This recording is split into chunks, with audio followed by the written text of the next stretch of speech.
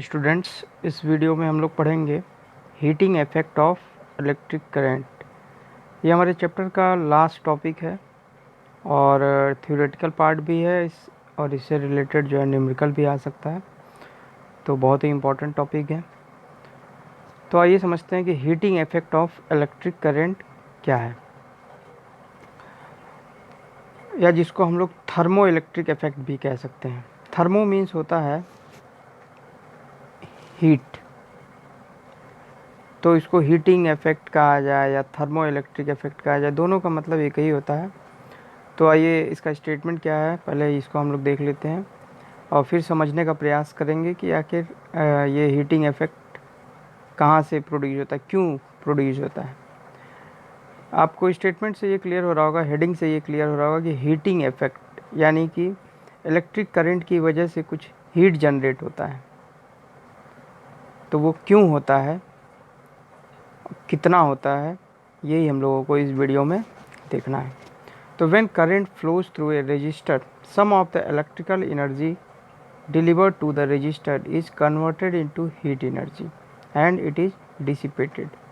यानी ये स्टेटमेंट क्या कहता है कि जब किसी सर्किट में करंट फ्लो होती है, जब किसी सर्किट में करंट फ्लो करती है तो क्या होता है, हीट जनरेट होता है और ये हीट क्या होता है, डिसिपेट हो जाता है, यानी कि ट्रांसफ़र हो जाता है, कह सकते हैं कि इन्वायरमेंट में फ्लो कर जाता है। और इसी को कहते हैं थर्मो इलेक्ट्रिक इफेक्ट या heating effect of electric current. तो ऐसा क्यों होता है बच्चों, आइए देखते हैं। आपको ये सर्किट डायग्राम दिख रहा होगा। अब डायरेक्शन का तो कोई कन्फ्यूज़न है नहीं, करंट की डायरेक्शन यही रहने वाली है, इलेक्ट्रॉन्स के मूवमेंट की डायरेक्शन यही रहने वाली है। मूवमेंट एक्चुअल में इलेक्ट्रॉन्स ही करते हैं। ये सारी चीज़ें मैंने स्टार्टिंग के वीडियोज़ में ही बता दिया था। तो जिसको भी अभी तक डायरेक्शन में कन्फ्यूज़न है वो देखिएगा, फर्स्ट वीडियो देखिएगा। अब देखिए यहाँ पे क्या होगा, इलेक्ट्रॉन्स फ्लो करेंगे। तो मैंने इलेक्ट्रॉन्स के लिए ब्लैक डॉट दिखाया हुआ है, ये आपको ब्लैक डॉट दिख रहे होंगे। तो black dots means electrons, free electrons. कैसे इलेक्ट्रॉन्स, फ्री इलेक्ट्रॉन्स। तो देखिए कंडक्टर में फ्री इलेक्ट्रॉन्स के साथ साथ क्या प्रेजेंट होगा, एटम भी प्रेजेंट होगा। भाई जिस एटम से इलेक्ट्रॉन्स निकले तो वो एटम तो प्रेजेंट है। उन एटम्स को जो है मैंने रेड से दिखाया हुआ, आपको दिख रहा होगा, सर्कल बना हुआ है रेड रेड। तो वो क्या है, जो है एटम्स हैं, पॉजिटिवली चार्ज एटम्स, जिनमें से इलेक्ट्रॉन निकल गया है। और जो इलेक्ट्रॉन्स निकल गए हैं वो फ्री इलेक्ट्रॉन्स है, जो डॉट डॉट से दिखाए जा रहे हैं। तो जब हम लोग एक वोल्टेज कनेक्ट करेंगे, एक वोल्टेज क्या होता है, एक तरह का प्रेशर होता है। इस प्रेशर की वजह से इलेक्ट्रॉन्स इस डायरेक्शन में फ़्लो करने लगेंगे। अब जब इलेक्ट्रॉन्स इस डायरेक्शन में फ़्लो करेंगे तो उनको रास्ते में जो है, कह सकते हैं ढेर सारे एटम्स दिखाई देंगे या एटम्स मिलेंगे। आपको दिख रहा होगा भाई रास्ता एकदम खाली तो है नहीं, उसमें एटम्स प्रेजेंट हैं। तो इलेक्ट्रॉन्स उनसे बार बार क्या करेंगे, कोलाइड करेंगे। बार बार क्या होगा, कोलिजन होगा। कोलिजन, कोलिजन का मतलब क्या होता है, टकराना। तो बार बार जो इलेक्ट्रॉन्स होंगे, ये जो फ्री इलेक्ट्रॉन्स जो मूव कर रहे हैं, ये क्या होंगे, एक मिनट बहुत क्रॉस हो गया है, हाँ। तो इलेक्ट्रॉन्स क्या करेंगे, हाँ, इलेक्ट्रॉन्स इधर की तरफ मूव करने की कोशिश करेंगे। और जब ये इधर की तरफ मूव करेंगे तो रास्ते में जो उनके ये एटम्स मिलने वाले हैं, उन एटम्स से क्या करेंगे, बार बार कोलाइड करेंगे, बार बार टकराएंगे। तो आपको पता है कि जब भी कोलिजन होता है तो एक तरह का फ्रिक्शन प्रोड्यूस होता है, एक तरह का फ्रिक्शन। जैसे आपके जो है आपको पनिशमेंट मिलती है तो आपके हाथ पे स्टिक से कोलिजन होता है, मतलब स्टिक जो है आपके हाथ पे टकराता है, तो वहाँ पे फ्रिक्शन होता है और इस फ्रिक्शन की वजह से आपका हाथ जो है गर्म हो जाता है।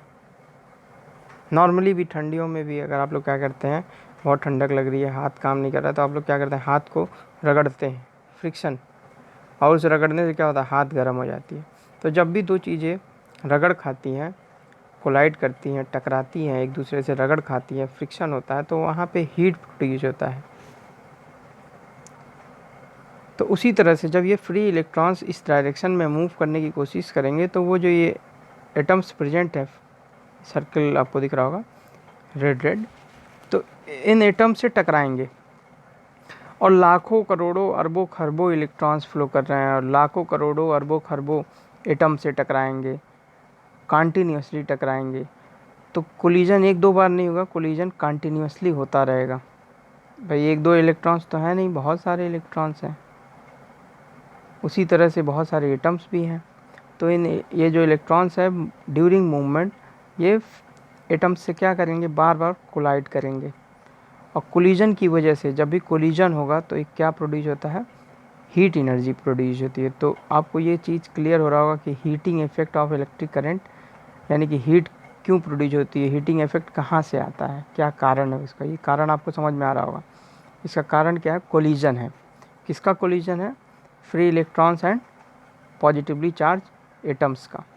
यानी ये जो इलेक्ट्रॉन्स और एटम्स आपस में कोलाइड करते हैं मूवमेंट की वजह से, मूवमेंट फ्री इलेक्ट्रॉन्स करते हैं, और ये जो बड़े बड़े एटम्स प्रेजेंट हैं उनसे बार बार टकराते हैं। मैंने इलेक्ट्रॉन्स को छोटा बनाया है और एटम्स को थोड़ा सा बड़ा बनाया है, तो ये क्यों होगा, ये तो आपको पता है कि साइज़ में एटम जो होते हैं वो बड़े होंगे, इलेक्ट्रॉन्स बहुत ही छोटे पार्टिकल्स हैं, लेकिन फिर भी ये इतनी रफ्तार से मोशन करते हैं, इतनी स्पीड से मोशन करते हैं कि ये बार बार उनसे कोलाइड करते हैं और कोलिजन होता है, और कोलिजन की वजह से हीट प्रोड्यूस होता है। And that phenomena is known as, that effect is known as heating effect of electric current. तो आई होप कि आप लोगों को ये बात क्लियर हो पाई होगी कि हीटिंग इफेक्ट क्यों प्रोड्यूस होता है करंट में। और इसकी स्टडी जो है एक जूल्स नामक साइंटिस्ट ने किया था, तो इसलिए अभी आगे हम लोग इनका एक डेरिवेशन भी देखेंगे जिसको जूल्स इफेक्ट भी कहते हैं। और इन्हीं क्या कह सकते हैं कि इन्हीं साइंटिस्ट के नाम से ही जो है, जो एनर्जी की एसआई यूनिट जूल्स आप लोग पढ़ते हैं, वो इन्हीं साइंटिस्ट के नाम से ही आप लोग पढ़ते हैं। तो चलिए आगे देखते हैं कि फार्मूला या डेरिवेशन क्या है। तो बच्चों इस इफ़ेक्ट को जूल्स नामक साइंटिस्ट ने क्या परफॉर्म किया था, इस एक्सपेरिमेंट को परफॉर्म किया, और एक्सपेरिमेंट के बाद जो ऑब्जर्वेशंस उन्होंने ऑब्टेन किया उसको एज ए जो है उनका क्या फार्मूला था वो हम लोग देखते हैं। तो इन्होंने क्या बताया था कि if a current I flows through a conductor kept across a potential difference V for a time t, then the work done और the electrical potential energy spent is. यानी कहने का मतलब क्या है कि अगर कोई जो है सर्किट है, और कोई सर्किट है तो यहाँ पे पोटेंशियल डिफरेंस जो है V वोल्ट है, और इसमें करंट जो है I फ्लो हो रहा है, इसमें जो करंट फ्लो हो रहा है, सॉरी मैं करंट की डायरेक्शन इलेक्ट्रॉन्स की डायरेक्शन बना दिया हूँ। करंट की डायरेक्शन तो ये होगी, है ना भाई, इसमें कन्फ्यूजन नहीं होना चाहिए। करंट की डायरेक्शन ये होगी, इलेक्ट्रॉन्स के फ्लो की डायरेक्शन जो है रिवर्स होगी। तो इन्होंने क्या, जो लॉ ये क्या कहता है कि जब किसी सर्किट में करंट फ्लो होगी, इलेक्ट्रॉन्स फ्लो होंगे, भाई डायरेक्शन फ्लो का किसी भी तरफ हो, वो एटम्स से के साथ क्या होंगे, कोलाइड करेंगे तो हीट एनर्जी डेवलप होगी। इतना सा कंसेप्ट है। तो जब ये कोलिजन होता है तो हीट एनर्जी प्रोड्यूस होती है, और इस एनर्जी की वजह से कंडक्टर के जो एटम्स होते हैं वो वाइब्रेट करते हैं। जैसे आप लोग भी देखते होंगे कि मोबाइल अगर आप देर तक यूज़ करते हैं तो मोबाइल हीटअप हो जाता है, देर तक यूज़ करने की वजह से मोबाइल हीटअप हो जाता है। यानी देर तक यूज़ करने का कंसेप्ट यहाँ पे टाइम से कहीं ना कहीं रिलेशन आ रहा है। मोबाइल अगर आप थोड़ा देर यूज़ करेंगे तो हीट नहीं होगा, लेकिन आप देर तक यूज़ करते हैं या देर तक आप चार्ज में लगा के रख देते हैं तब भी हीटअप हो जाता है, क्योंकि इलेक्ट्रॉन्स का फ्लो होता है कंटिन्यूसली, चार्जिंग होना यानी इलेक्ट्रॉन्स का फ्लो हो रहा है। इलेक्ट्रॉन्स फ्लो करते हैं, बहुत देर तक इलेक्ट्रॉन्स फ्लो करते रहेंगे, बार बार टकराते रहेंगे, तो हीट इतना ज़्यादा डेवलप होता है कि जो है मोबाइल आपका गर्म हो जाता है। तो इन्होंने जो है, और जो हीट प्रोड्यूस होगा उसकी वजह से अभी बताया कि एटम जो भाई इलेक्ट्रॉन्स बार बार आ करके टकरा रहा है, एक सपोज कर लीजिए कोई जो है बड़ा सा पत्थर है, और उसको आप एक छोटे से पत्थर से बार बार कोलाइड करा रहे हैं, एक पत्थर उसकी तरफ फेंक रहा है, वो बार बार उसके साथ टकरा रहा है, तो एक वेरी कह सकते हैं स्मॉल, क्योंकि भाई एटम का साइज़ बहुत बड़ा है, इलेक्ट्रॉन्स का साइज़ बहुत ही छोटा है। Just minute wait. वेट। तो बच्चों क्या होता है, हीट प्रोड्यूस होता है, और जब आप एक बड़ी सी चीज़ को छोटे से पत्थर से कंटिन्यूसली फेंक तो उसमें वेरी वेरी स्मॉल जो है वाइब्रेशंस प्रोड्यूस होती हैं। तो जब किसी सर्किट में इलेक्ट्रॉन्स फ्लो करते हैं तो वो बार बार जो है एटम्स के साथ कोलाइड करते हैं, और कोलिजन की वजह से एटम्स के में जो है बहुत छोटा सा, बहुत ही स्मॉल वाइब्रेशन प्रोड्यूस होता है, डिस्प्लेसमेंट प्रोड्यूस होता है। तो इसी को हम लोग कहते हैं। और जब भी कोई डिस्प्लेसमेंट प्रोड्यूस होगा, कहीं वाइब्रेशन प्रोड्यूस होगा, तो कह सकते हैं कि हमें एक वर्क हो रहा है, और इस वर्क को हम लोग रिप्रेजेंट कर सकते हैं VIT से, जहाँ पर T जो है वो टाइम है, I जो है वो करंट है, V जो है वो वोल्टेज है या पोटेंशियल डिफरेंस है। तो इसी फार्मूले को उन्होंने जो है कह सकते हैं ऑब्टेन किया था, और एक्सपेरिमेंटली ऑब्टेन किया था उन्होंने, ये रिजल्ट एक्सपेरिमेंटली लाया था। उन्होंने देखा था कि जो है वोल्टेज, करंट और टाइम का रिलेशन है, ये हीट प्रोड्यूस होने के लिए या फिर वाइब्रेशंस के होने के लिए या फिर कोलिजन्स को होने के लिए। जितना देर तक हम करंट को फ्लो कराएंगे उतना ज़्यादा कोलिजन हो रहा था। भाई अभी हमने बताया, अगर आपके पास 100 वाट का बल्ब है, आप उसको 10 मिनट के लिए ऑन करेंगे तो आप देखेंगे कि हीट होगा। उसी को अगर आधे घंटे के लिए आप ऑन कर देंगे तो आप देखेंगे हीट ज़्यादा होगा। इसका मतलब कहीं ना कहीं टाइम के ये डायरेक्टली प्रोपोर्शनल है। उसी तरह इन्होंने देखा कि करंट को हम बढ़ा देंगे तो देखा कि हीट इंक्रीज हो जा रहा है। उसी तरह से उन्होंने देखा कि अगर हम वोल्टेज को भी बढ़ा दे रहे हैं तब भी जो है ये हीट जो प्रोड्यूस हो रहा है वो इंक्रीज हो जा रहा है। तो इन सारे जो ऑब्जर्वेशन से उन्होंने ये ऑब्टेन किया जो हीट प्रोड्यूस हो रहा है वो क्या है, इन तीनों ही चीज़ों के डायरेक्टली प्रोपोर्शनल है। तो उन्होंने ये फार्मूला लाया कि W = VIT, या इसको H = VIT भी लिख सकते हैं, क्योंकि आपको पता है कि वर्क और एनर्जी, हीट एनर्जी है ये। यहाँ पे E नहीं लिखा गया क्योंकि ये एक अलग तरह की एनर्जी है, एनर्जी का ये फॉर्म है, तो इसलिए यहाँ पे हम लोग VIT लिखते हैं। तो वर्क और एनर्जी का फार्मूला आप लोग जानते हैं कि सेम होता है, यूनिट भी जो है वो सेम होती है, तो इसलिए कन्फ्यूजन नहीं होना चाहिए। वर्क बराबर VIT लिखा हुआ है, H बराबर VIT लिखा हुआ है, दोनों ही एक ही चीज़ें हैं। यहाँ वर्क लिखा हुआ है, यहाँ हीट लिखा हुआ है। अब इसी को ओम्स लॉ से रिलेट किया गया, ओम्स लॉ से इसको रिलेट किया गया, और इस फार्मूले या कह सकते हैं कि इस डेरिवेशन को, इस इक्वेशन को हम लोग एक दो नए रूपों में भी लिख सकते हैं। तो आइए देखते हैं कि क्या लिखा जा सकता है।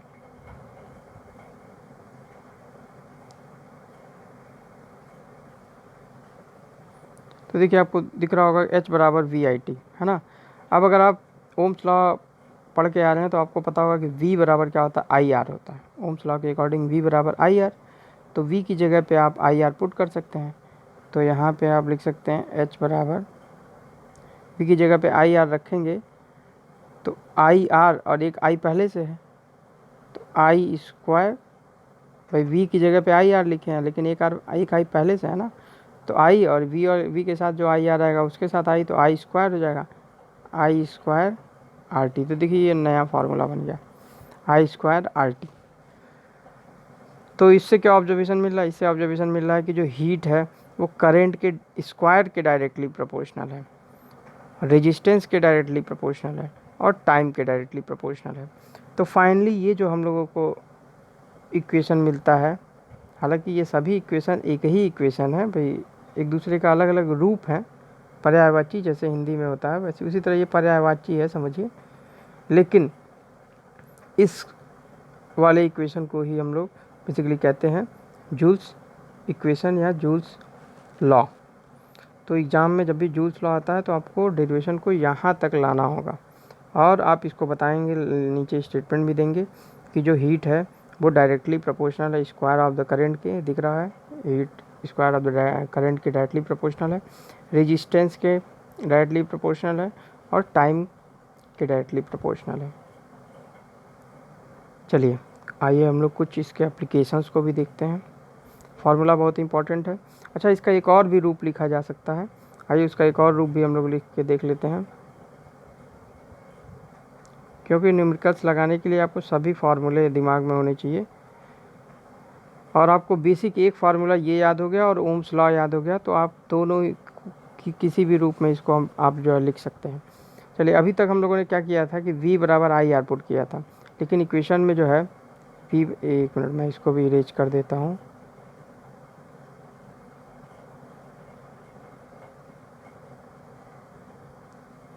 हाँ, आपने जो इक्वेशन में V बराबर आई आर पढ़ा है, तो I बराबर यहाँ से क्या हो जाएगा, V बाई आर हो जाएगा। तो इस बार जो है हम लोग I की वैल्यू पुट करेंगे। पिछली बार हम लोगों ने V की वैल्यू पुट किया था तो आई स्क्वायर आर टी मिला था। इस बार हम लोग क्या करेंगे, I की वैल्यू इस इक्वेशन में पुट करेंगे V बाई आर। तो I की वैल्यू जब आप V बाई आर पुट करेंगे तो देखिए V एक ऊपर है और एक V पहले से आ जाएगा, तो यहाँ पे क्या हो जाएगा, V स्क्वायर I की जगह पे ये जो I दिख रहा है इसकी जगह पे आपने V बाई आर लिख दिया, तो V पहले से एक है ना, V आई टी है ना, तो V और एक I वाला V, तो V और V स्क्वायर और T तो है ही, और नीचे R भी आ जाएगा।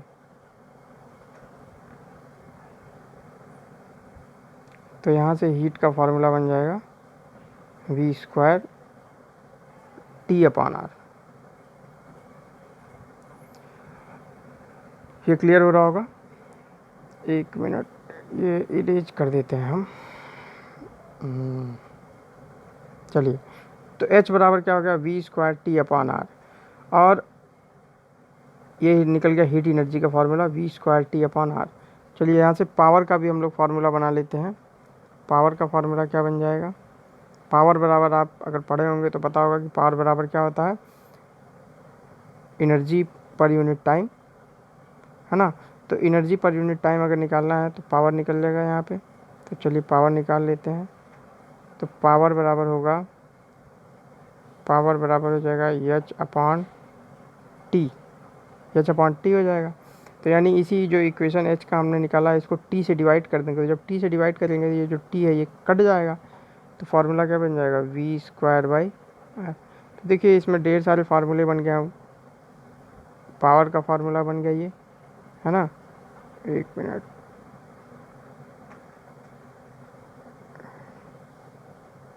वेट बच्चों।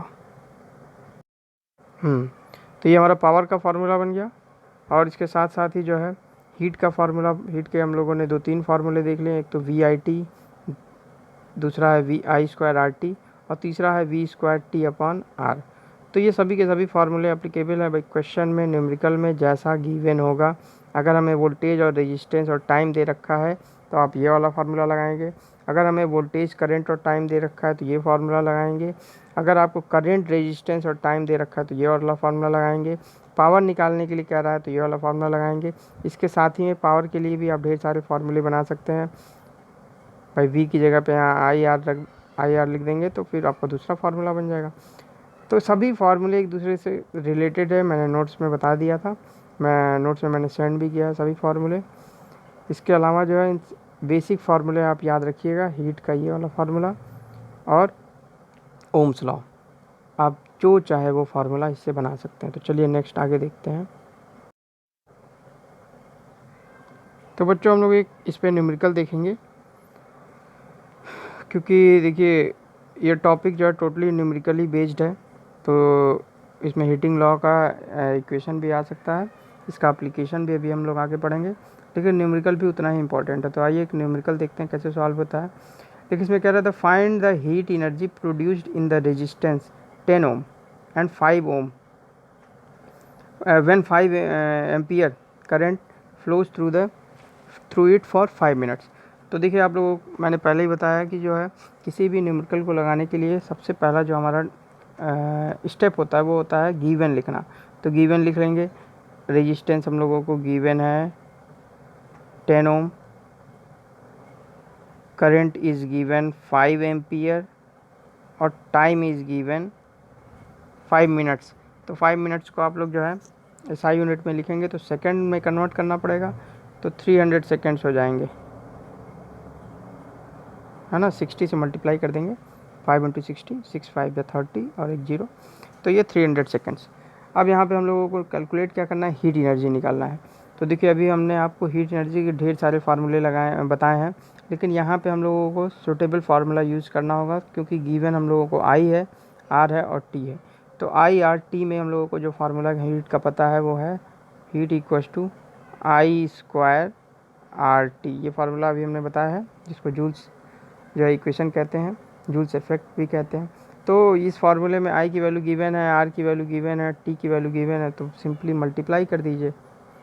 और क्योंकि हीट है तो हीट एनर्जी है, तो एनर्जी की यूनिट किस में होगी, जूल में होगी, और ये बहुत ज़्यादा एनर्जी आएगी। देखिए कैलकुलेट करेंगे तो आपकी वैल्यू आएगी 75,000 जूल। तो इसको किलो जूल में कन्वर्ट कर देंगे। किलो जूल में कन्वर्ट करने के लिए 1000 से क्या करेंगे, डिवाइड कर देंगे। आप अगर एग्ज़ाम में आंसर 75,000 जूल लिख के भी आते हैं तो कोई प्रॉब्लम नहीं है, नंबर आपका कटने वाला नहीं है। लेकिन बहुत बड़ा अगर वैल्यू आ जाता है तो उसको हम लोग उसके बड़े यूनिट में भी कन्वर्ट कर सकते हैं। तो इसलिए जो है 75 किलो जूल में ये लिख दिया जाएगा 1000 से डिवाइड करके। तो बच्चों न्यूमेरिकल्स को लगाना बड़ा ही आसान काम है, इसमें कोई मुश्किल काम नहीं है। अगर आप सारी स्टेप्स को फॉलो करते हैं, गिवन को लिखते हैं और फार्मूला आपके दिमाग में है, तो सिर्फ वैल्यू पुटअप करना है एंड यू गेट आंसर। तो कंसेप्ट से आप पढ़ाई करेंगे, कभी कोई भी कन्फ्यूज़न नहीं होगा। चलिए आगे बढ़ते हैं। तो बच्चों आइए देखते हैं कुछ हीटिंग इफेक्ट पे बेस्ड जो है क्या क्या इसके एप्लीकेशंस हैं हमारी डेली लाइफ में, हम इसको कैसे यूज कर सकते हैं। तो अभी हम लोगों ने जाना जो है कि जब भी किसी सर्किट में करंट फ्लो होता है तो due to collision heat produce होता है। अब ये अगर देखा जाए तो जो हमारी एनर्जी है, इलेक्ट्रिकल एनर्जी, कहीं ना कहीं हीट एनर्जी के फॉर्म में वेस्ट हो जाती है। लेकिन कुछ ऐसी डिवाइसेस बना करके हम इस हीट एनर्जी का कह सकते हैं यूटिलाइजेशन भी कर सकते हैं, है ना। और नहीं तो फिर क्या होगा कि हमारी जो इलेक्ट्रिकल एनर्जी है वो वेस्ट हो जाती है। तो क्या क्या इसके एप्लीकेशन हैं, तो आपको डायग्राम में दिख रहा होगा भाई, आयरन है, टोस्टर है, ये आपका पानी गर्म करने वाला जो है अप्लायंसेज है। तो ये सभी जो है हीटिंग इफेक्ट के एप्लीकेशंस हैं। सभी में जो है इनके जो भी करंट इसमें फ़्लो होता है और इसकी वजह से जो हीट प्रोड्यूस होता है, इस हीट का हम लोग यूज कर सकते हैं। टोस्टर का यूज़ आपको पता है कि टोस्ट को गर्म करने के लिए किया जाता है। पानी गर्म करने के लिए ये डिवाइस यूज की जाती है ना। और ये आपका आयरन है भाई, आयरन का यूज़ तो सभी लोग जानते हैं कि क्या इसका यूज़ है। तो इसमें करते क्या है हम लोग भाई, हम लोगों को हीटिंग इफेक्ट का अगर यूज़ करना है, अगर हमें कम करना है तो भी हम लोगों को फार्मूले पे आना होगा, और अगर हमें इसका यूज़ करना है तो भी फार्मूले पे आना होगा। तो चलिए मैं फार्मूला लिख देता हूँ। हीट बराबर हम लोगों ने फार्मूला पढ़ रखा है आई स्क्वायर आर टी। देखिए ये फार्मूला हम लोगों ने पढ़ा है। तो अगर हमें ज़्यादा से ज़्यादा हीट प्रोड्यूस करना है तो फिर या तो करंट बढ़ा देते हैं, या रेजिस्टेंस बढ़ा दें, या फिर टाइम बढ़ा दें, तो हीट हमें ज़्यादा मिलने लगेगा। तो देखिए सर्किट में ज़्यादा करंट फ्लो कराने के लिए हमें उसी हिसाब से फिर कंडक्टर का यूज़ करना होगा। एक ऐसे कंडक्टर का यूज़ करना होगा, क्योंकि अभी आप अगले क्लास 12 में जब पढ़ेंगे तो आप देखेंगे कि हर एक कंडक्टर की जो है कह सकते हैं क्रॉस सेक्शन एरिया करंट को बियर करने के लिए जो है उसको हमें इंक्रीज करना पड़ता है। ऐसा नहीं है कि एक पतले वायर में भी हम चाहेंगे तो 20 एम्पियर करंट फ्लो करा देंगे, 25 एम्पियर फ्लो करा देंगे, नहीं। जब आप मार्केट में जाएंगे वायर ख़रीदने के लिए तो वो उसमें हर एक केबल का जो है उससे क्रॉस सेक्शन एरिया के अकॉर्डिंग उसका एक लिमिट होता है कि कितना करंट उस कंडक्टर में फ़्लो कर सकता है। तो अगर हमें करंट बढ़ाना है तो फिर मोटा वायर यूज करना पड़ेगा, बहुत मोटा वायर यूज करना होगा। और अगर बहुत मोटा वायर यूज करना पड़ेगा तो उसकी कॉस्टिंग बढ़ जाएगी। तो आई इंक्रीज करने का सवाल जो है थोड़ा सा मुश्किल हो जाता है भाई। आई को इंक्रीज करने के लिए कंडक्टर का हमें पूरा डिजाइनिंग ही बदलना पड़ेगा। तो दूसरा जो हमारे पास एक तरीका दिख रहा है कि आर, हीट रेजिस्टेंस के भी डायरेक्टली प्रोपोर्शनल है। तो हम इसका यूज़ कर सकते हैं कि रेजिस्टेंस को किसी न किसी तरह से बढ़ा दें। रेजिस्टेंस को बढ़ा देंगे तो हीट का जो प्रोडक्शन है वो बढ़ जाएगा और हम इस हीटिंग इफेक्ट का यूज़ कर सकते हैं। तीसरा जो चीज़ है वो टाइम है। तो भाई टाइम का तो यूज किया ही जाता है, लेकिन टाइम का हम लोग बहुत ज़्यादा वेट नहीं कर सकते। अगर हमें ज़्यादा हीट प्रोड्यूस करना है तो भाई टाइम, ये अगर हम चाहेंगे कि भाई टाइम देर तक हम इसको छोड़ दें, तो वो हमारे लिए आज की टाइम में जो है ये प्रोसेस सही नहीं माना जाएगा। भाई सबको जल्दी से जल्दी तुरंत आयरन को आप प्लग में लगाएं और आप चाहते हैं कि तुरंत कपड़े प्रेस कर लें, इतना टाइम नहीं है कि आप उसको छोड़ दीजिए 1 घंटे के लिए, वो धीरे धीरे हीट हो और फिर आप उसको कपड़े को प्रेस कीजिए। ऐसा टाइम नहीं है सबके पास। तो भाई टाइम पे डायरेक्टली प्रोपोर्शनल तो है, बट हम इस टाइम का ज़्यादा जो है इस फार्मूले में हम इसका यूज़ नहीं कर सकते हैं। तो एक तरीका है जिसका हम लोग जो है आसानी से यूज कर सकते हैं, और वो इसमें कंसेप्ट क्या निकल के आ रहा है कि heat is directly proportional to resistance. देखिए करंट को बढ़ाने के लिए हमें कंडक्टर, सुटेबल कंडक्टर लेना पड़ेगा। टाइम बढ़ाना आज की जो है कह सकते हैं कि फास्ट लाइफ में, है ना, आज की फास्ट लाइफ में टाइम, ज़्यादा टाइम के लिए हम लोग किसी ऐसी डिवाइस को नहीं बना सकते हैं जो बहुत टाइम टेकिंग है। फास्ट और क्विक करना है तो फिर तीसरा तरीका हमारे पास रेजिस्टेंस को बढ़ाने का था कि रेजिस्टेंस इंक्रीज कर दें। तो हम ये जो जितने भी आप देख रहे हैं इलेक्ट्रिकल अप्लायंसेज, इसमें रेजिस्टेंस को इंक्रीज कर देते हैं। एलॉय का यूज़ करते हैं या ऐसे मटेरियल का यूज़ करते हैं जिसमें करंट कंडक्टिविटी तो हो। भाई ऐसा तो होना नहीं चाहिए कि इतना रेजिस्टेंस बढ़ा दें कि करंट ही ना फ्लो, इतना रेजिस्टेंस, क्योंकि रेजिस्टेंस क्या होता है, किसी मटेरियल की वह प्रॉपर्टी जो करंट के फ्लो को अपोज करती है। तो भाई रेजिस्टेंस को बढ़ाएंगे तो करंट का फ्लो अपोज होगा, करंट का फ्लो ही अपोज हो जाएगा। तो करंट फ्लो ही नहीं कर पाएगी तो फिर तो ये हीटिंग इफेक्ट का, यानी कि आई की वैल्यू जब ख़त्म हो जाएगी, आई कम हो जाएगा तो फिर प्रॉब्लम होने लगेगी। तो इसलिए हम लोगों को सुटेबल रेजिस्टेंस यूज़ करना है, इतना भी ज़्यादा हैवी रेजिस्टेंस यूज़ नहीं कर लेना है कि करंट ही ना फ्लो। तो हमारे पास जो बेस्ट ऑप्शन निकल के आता है वो आता है निकिल और क्रोमियम। निकिल और क्रोमियम का यूज़ किया जाता है इन मटेरियल्स में, इन अप्लायंसेज में, क्योंकि ये ऐसे कह सकते हैं कि सब्सटेंसेज हैं जिसमें जो है रेजिस्टेंस बढ़ जाता है लेकिन कंडक्टिविटी रहती है। तो हम alloy of nickel and chromium का यूज़ करते हैं। इसी तरह हीटर जो आप लोग घरों में यूज़ करते हैं, इलेक्ट्रिकल हीटर, उसमें भी जो क्रोमियम वायर होता है, जो वायर उसमें लपेटा गया रहता है, जो बर्न होकर के हीट होता है, तो वो भी क्रोमियम का होता है। और जो बल्ब होता है, बल्ब में जो 100 वाट का बल्ब होता था पहले यूज होता था, अब तो आजकल CFL और LED यूज हो रहा है, लेकिन जो बल्ब होता था उसमें जो आप देखते होंगे पतली सी वायर होती थी, वो टंजस्टन की होती है। तो टंजस्टन का भी रेजिस्टेंस जो होता है वो बहुत ही ज़्यादा होता है। तो रेजिस्टेंस ज़्यादा होगा तो हीट ज़्यादा प्रोड्यूस होगी, क्योंकि डायरेक्टली रिलेशन है। तो ये कुछ ऐसे कह सकते हैं कि एलिमेंट्स हैं, कैसे हीटिंग एलिमेंट्स हैं, और इन एलिमेंट्स को हम लोग हीटिंग एलिमेंट्स कहते हैं क्योंकि इनका रेजिस्टेंस ज़्यादा होता है, तो ये हीट प्रोड्यूस करने के लिए सूटेबल माने जाते हैं, तो इसलिए इनको हीटिंग एलिमेंट्स कहा जाता है। तो एग्जाम में हो सकता है कि ये क्वेश्चन आ जाए कि write down 2 heating elements, 3 heating elements. तो आप लोग यहाँ से देख सकते हैं कि नाइक्रोम, निकिल, क्रोमियम, है ना, और टंजस्टन, मैंने ये ढेर सारे बता दिया। नाइक्रोम वायर का भी बहुत सारा यूज किया जाता है हीटिंग, वो क्या कहते हैं उसमें, आयरन वायर में। तो हीटिंग एलिमेंट्स ये सभी हैं, और ये इनका रेजिस्टेंस ज़्यादा होता है जिसकी वजह से हीट ज़्यादा ये प्रोड्यूस कर पाते हैं। तो एप्लीकेशंस में हम लोगों ने देख लिया कि ये इलेक्ट्रिकल अप्लायंसेस हैं जो हीटिंग इफेक्ट पे काम करते हैं। एक बहुत ही इंपॉर्टेंट जो है कह सकते हैं अप्लायंसेस है जो सेफ्टी प्रोवाइड करता है किसी भी इलेक्ट्रिकल सर्किट में, जिसे कहते हैं फ्यूज। तो आइए देखते हैं फ्यूज। तो नेक्स्ट जो है हम लोगों का टॉपिक वो है इलेक्ट्रिक फ्यूज। देखिए हीटिंग इफेक्ट पे ही काम करने वाला ये भी एक डिवाइस है जो कि इलेक्ट्रिकल सर्किट को क्या करता है, बचाता है, सेव करता है। सभी के घरों में जो है फ्यूज़ का यूज़ होता है। तो फ्यूजेस क्या है, fuses are connected in series in a circuit. देखिए कनेक्शन आप लोग पढ़ चुके हैं कि सीरीज एंड पैरेलल, तो फ्यूज को सीरीज में कनेक्ट किया जाता है। और ये एक प्रोटेक्टिंग डिवाइस है जो हमारे घरों में जो इंस्ट्रूमेंट्स लगे हुए हैं, जो भी इलेक्ट्रिकल डिवाइसेस लगी हुई हैं, टीवी, फ्रिज, AC, रेफ्रिजरेटर, जो भी चीज़ें हैं, उनको जो है ये बचाता है, शॉर्ट होने से बचाता है, उनको जलने से बचाता है। क्यों, कैसे बचाता है, सर्किट को ये ब्रेक कर देता है। तो कैसे सर्किट को ब्रेक करता है, आइए इसको समझते हैं। तो आपको ये डायग्राम में दिख रहा होगा, फ्यूज कुछ इस तरह का होता है। आजकल तो MCB यूज हो रहा है। तो एमसीबी फ्यूज़ ये लगभग जो है इसका ये कह सकते हैं कि मॉडिफाइड फॉर्म है एमसीबी। दोनों का वर्किंग एक ही तरह होता है। तो कुछ इस तरह का मैं एक रफ डायग्राम बना रहा हूँ। ये इस तरह का जो है फ्यूज होता है ना। आपके घरों में होगा, आपने कभी ना कभी देखा ज़रूर होगा। नहीं तो एमसीबी होगा। एमसीबी भी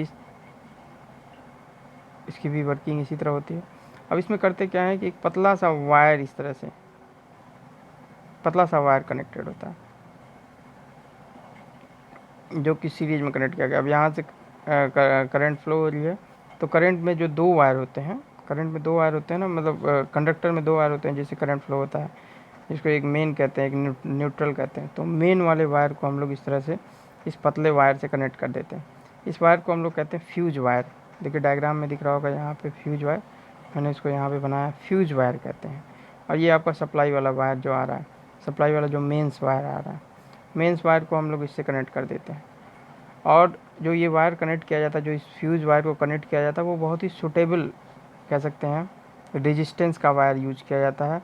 जैसे सिल्वर है ना, कॉपर, एलुमिनियम, इनका यूज किया जाता है। क्योंकि सिल्वर का यूज नहीं किया जाता है जनरली, क्योंकि आपको पता है कि ये बहुत ही कॉस्टली है। तो कॉपर और एलुमिनियम बेस्ट है, और ज़्यादातर तो आप देखेंगे कि एलुमिनियम का ही यूज किया जाता है। तो कॉपर और एलुमिनियम का यूज क्यों किया जाता है? क्योंकि आपने फार्मूला पढ़ रखा है, H बराबर क्या होता है, I स्क्वायर RT। ये फार्मूला आप लोगों ने पढ़ रखा है ना।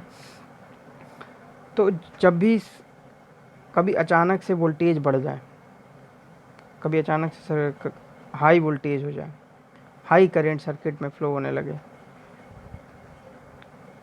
क्योंकि वोल्टेज और करंट एक दूसरे के डायरेक्टली प्रोपोर्शनल है, आप लोग ओम्स लॉ से पढ़ चुके हैं। तो हाई वोल्टेज होगा, हाई करंट होगा। इन दोनों ही केसेस में क्या होगा, जब करंट इंक्रीज होगा तो इसकी रेजिस्टेंस प्रॉपर्टी की वजह से, क्योंकि RT तो फिक्स है भाई, आपने जितने भी रेजिस्टेंस का वायर यहाँ पे लगा दिया है फ्यूज वायर, उसका R फिक्स है, T फिक्स है। लेकिन जब सडनली I इंक्रीज होगा तो ओवरऑल ये वैल्यू इंक्रीज कर जाएगी, ओवरऑल ये वैल्यू इंक्रीज हो जाएगी, क्योंकि H is directly proportional to I square है ना। आपने जो कंडक्टर यूज कर लिया फ्यूज वायर की जगह पे, उसका रेजिस्टेंस तो फिक्स है, और टाइम तो 1-2 सेकंड, जो भी जितने भी देर के लिए करंट फ्लो हो रहा है। लेकिन यहाँ पे जो I अगर सडनली इंक्रीज होती है या सडनली वोल्टेज इंक्रीज होता है, तो इस केस में जो total overall value I square RT की है वो सडनली राइज कर जाएगी। यानी ज़्यादा क्या प्रोड्यूस होने लगेगा, हीट प्रोड्यूस होने लगेगा। और जैसे ही हीट प्रोड्यूस होगा, ये जो वायर है ये मेल्ट कर जाता है, यानी पिघल जाएगा। पिघल जाएगा तो ये वायर क्या होगा, ऐसे दो पार्ट में टूट जाएगा। वायर दो पार्ट में टूट जाएगा तो जो यहाँ से कनेक्शन था वो कनेक्शन ब्रेक हो गया, यानी जब इसके आगे का सप्लाई है वो रुक गया। और जब इसके आगे की सप्लाई रुक गई तो जो करंट आपके फ्रिज तक, आपके टेलीविज़न्स तक पहुंच रही थी, आपके फैंस तक पहुंच रही थी, आपके बल्ब तक पहुंच रही थी, वो सप्लाई बंद हो गई। और सप्लाई बंद हो गई तो फिर क्या होगा भाई, ये वायर टूट गया तो एक पतला सा वायर टूट गया, आप फिर से उसको चेंज करके कर देंगे, सही कर देंगे, वेट करेंगे जब आपका सप्लाई सही होगा तो फिर से कनेक्ट कर देंगे। लेकिन आपका जो इलेक्ट्रिकल एप्लियंसेस है वो जलने से बच गया। तो ये एक तरीका है, एक कह सकते हैं सेफ्टी डिवाइस है। और क्योंकि कभी कभी होता था कि जो है हम लोग सूटेबल रेजिस्टेंस, क्योंकि देखिए यहाँ पे बहुत ही एक इम्पॉर्टेंट रोल प्ले करता है ये जो फ्यूज वायर लगाया गया है। अगर फ्यूज वायर ऐसा लगा दिया गया है कि इतना ज़्यादा उसका जो है रेजिस्टेंस है, तो वो तुरंत पिघलने लगेगा, क्योंकि रेजिस्टेंस इंक्रीज कर जाएगा तो हीट ज़्यादा प्रोड्यूस होगा, वो तुरंत जलने लगेगा। या हमने कोई ऐसा वायर यूज कर लिया है जिसका रेजिस्टेंस बहुत ही ज़्यादा कम है, रेजिस्टेंस बहुत ही ज़्यादा कम है, हालांकि कॉपर और एलुमिनियम से कम रेजिस्टेंस वाला कोई नहीं, लेकिन मान लीजिए कॉपर वायर ही है, उसको कई बार आपने फोल्ड करके यहाँ पे यूज कर लिया, तो कहीं ना कहीं उसका रेजिस्टेंस इस तरह से बढ़ सकता है या घट सकता है। तो इन केसेस में जो है सूटेबल रेजिस्टेंस का चुनाव करना बहुत इंपॉर्टेंट है। कहीं ऐसा ना हो कि इतना हीट प्रोड्यूस ना हो रहा हो कि सर्किट ब्रेक हो और वो आपका वोल्टेज आगे तक फ्लो कर जा रहा हो, आगे तक हाई करंट फ्लो कर जा रही हो और आपका अप्लायंसेस जल जाए। तो इन चीज़ों को सही करने के लिए आज की डेट में जो है एमसीबी लाया गया है, जो सभी घरों के यूज के अकॉर्डिंग बनाया गया है। एक घर में कितना अप्लायंसेस लगे हुए हैं, कितने उसके वाटेज है, उसके अकॉर्डिंग जो है ये बनाया गया। तो आपको समझ में आ गया होगा कि इलेक्ट्रिक फ्यूज़ कैसे वर्क करता है, कैसे हीटिंग इफेक्ट पे ये काम करता है।